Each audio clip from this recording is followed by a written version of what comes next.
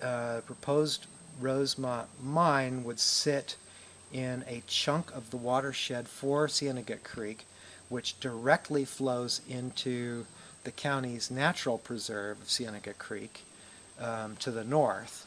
And then indirectly, the groundwater would be interrupted that makes its way down into Las Cienegas, here where we are today, to support the surface water that we see here. It's not like in other places of the world where water just flows on top of the ground everywhere. In Arizona, groundwater is everything. And we know that anything that impacts the water in Empire Gulch is going to have a ripple effect all the way down here in the valley bottom.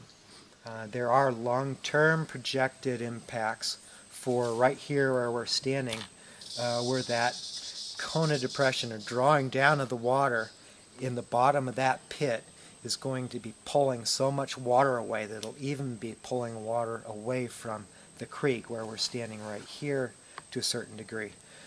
The EPA has insisted that that mine, even after it has closed down, that it stay open and not be buried and continue to pull all the groundwater towards it, because that keeps the toxic minerals being leached out of the rock at the mine site from traveling down into the aquifer. In other words, we all want to see those minerals and toxins completely contained and being continually leached to the middle of that mine, which in the future will be a toxic lake.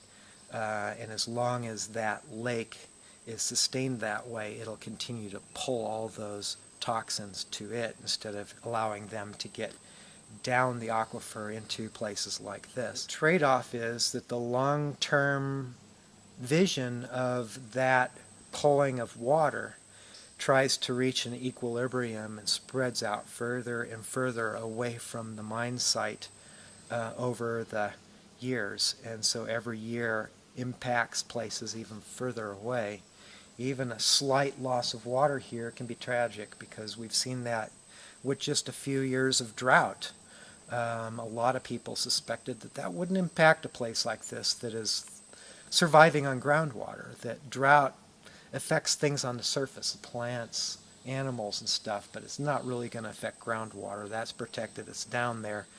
It's not being pumped heavily here right now. But we've seen drops in the creek here, even with just a few years of drought, to know that just a small influence has a dramatic effect down here with the surface water. And to have a major straw pulling from this aquifer, like open pit mine would be, that effect is going to be seen here.